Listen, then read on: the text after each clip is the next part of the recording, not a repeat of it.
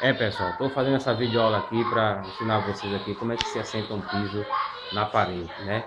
Eu já comecei aqui já esse piso aqui já, lembrando a todos que, olha, piso você sempre comece da segunda fileira, como vocês estão vendo aqui, ó. O piso sempre, quando você começar da segunda fileira, você bate o nível lá naquele canto, você bate lá naquele outro canto, você bate pertinho ali também, você bate o nível lá e lá, você fecha de fora a fora o nível.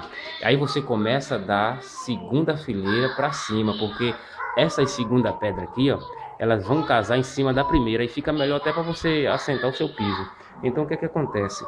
Você não Essa pedra aqui, ó, essa pedra que a gente vai colocar por último, ela tem que casar em cima da do chão. Então, se tá o contrapiso aqui, ó, vocês têm que primeiro colocar o piso. Vocês colocam o piso da parede, né, certinho. Aquele piso vai até naquela altura ali, mais ou menos.